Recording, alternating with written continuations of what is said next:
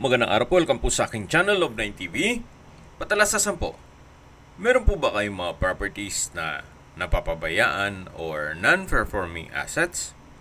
Plan nyo ibenta, pero wala kayong oras sa pagbenta nito.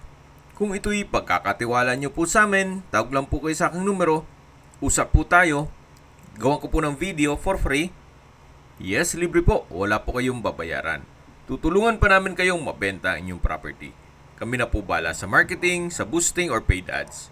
Even sa tripping, hindi na po kayo mapapagod sa pag-entertain ng mga buyers.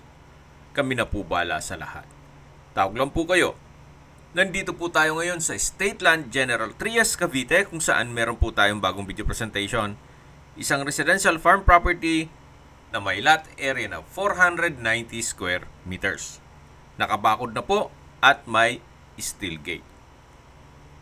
Ito po ay titulado, kaya wala po kayong maging problema sa documentation o sa transfer ng title.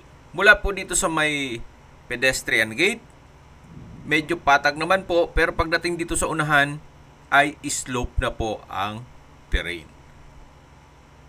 Ang frontage po nito ay nasa 12 to 15 meters more or less.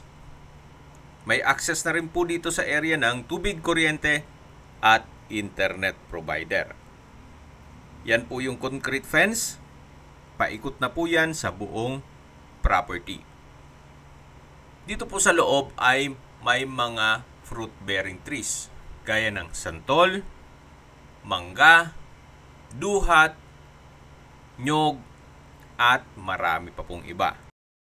Kung hanap nyo isang property na walang ganong restrictions, na pwede po yung magtanim or pwede pong gawan ng warehouse o gawin nyo pong garahe ng truck, ito na po yung hinahanap nyo. So hanggang dito po ang property line. Nakabakod po yan hanggang dun sa dulo, dun po sa baba. Kaya po nang nasabi ko, medyo slope po yung terrain pero banayad lang naman. Hindi naman po ganun ka lalim. So, napakatahimik po ng lugar, sariwa ang hangin, at sa klima naman po, banayad lang. Hindi naman siya ganun kainit at hindi naman ganun kalamig. Sa labas po nung first part ng video, yung daan po ay rough road. Gawa ng meron pong mga truck na dumadaan sa harapan. So, please manage your expectation. Gawa ng dito po sa area nitong property ay hindi pa po develop ang daan. Pero ang kagandahan naman po dito, itong mismong property ay nakabakod na po. At hanggang dyan po sa dulo ang property line ng 490 square meters. Okay, sa distance, location at travel time portion na po tayo. Ito pong property ay napakalapit lang po sa Manggahan, General Trias at sa Lyceum of the Philippines. Okay?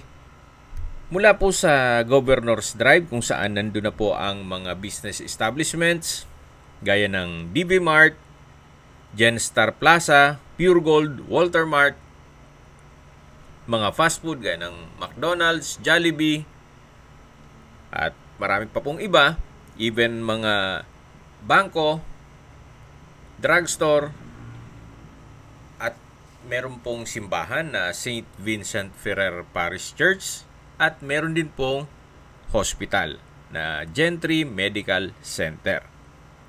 Yan po yung like kong binabagit sa aking video na dapat nyo i-consider sa paghanap ng property, yung meron pong malapit na hospital. Hindi ko naman po sinasabing sakitin kayo, yan naman po for emergency purpose lang naman. Ang distance is 1.8 kilometers at ang travel time is 7 minutes. Ganun po kalapit ito sa mga business establishments. Nagkataon lang na hindi ganun ka-develop itong subdivision. Mula naman po sa Lyceum of the Philippines, Cavite Campus, ang distance is 2.4 kilometers at ang travel time is 6 minutes.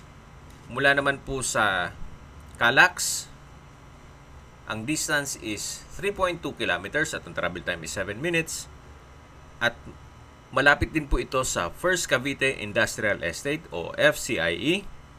Ang distance is 5.9 kilometers at ang travel time is 13 minutes. Kung meron pa po kayong transaction sa FCIE, itong property na to ay pwede pong gawing warehouse o garahe na inyong mga sasakyan. Napakalapit na po nito. At mula naman po sa Robinsons as SM Dasma, ang distance is 6.2 kilometers at ang travel time is 13 minutes. Mula naman po sa Manila o sa airport, ang distance is 39 kilometers at ang travel time is 1 hour and 10 minutes. Okay, sa presyo na po tayo. Binebenta po ito ni owner sa murang halaga. 2.8 million pesos lang po yan. Titulado, 490 square meters at nakabakod na po. So, ito naman pong daan na to ay i-develop naman to. Siyempre, hindi ngayon or next year, pero for sure, pag napuno na po ito ng mga kabahayan at i-turn over na po itong subdivision sa barangay, magagawan po ito ng concrete road. Kung may mga katanungan po kayo, tawag lang po kayo sa aking numero. At sa mga kababayan naman natin na sa ibang bansa, meron po akong Telegram. Sa mga iPhone user naman, may iMessage. Meron din pong Imo, Skype, Viber at WhatsApp. Same number lang po, 0917-316-3399. Sa mga nagtatanong naman po ng aming Facebook, meron po aming Facebook page na Nov9TV at Facebook Real Video. Meron din pong TikTok at Instagram. May ibang YouTube channel po kami na The Nov9TV Channel, Nov9TV Listings at Nov9TV On The Spot. Real talk, real fast. Sana po naibigan yung aming video presentation. Paki-like and subscribe na lang po sa aking channel para ma-update din po kayo sa aking future listings. Kung sakali po hanap nyo yung mas malaking sukat na lupa, meron din po kami ibang listings na pwede nyong pagpilian. Huwag po kayong mag-atubiling tumawag sa amin, then let us know your budget para malaman namin kung anong property pwede namin ilok sa inyo. Sa lahat pong viewer, subscriber at nagtiwala po sa amin, salamat po sa suporta. Ingat po kayo lagi at yung pamilya. Maraming salamat po.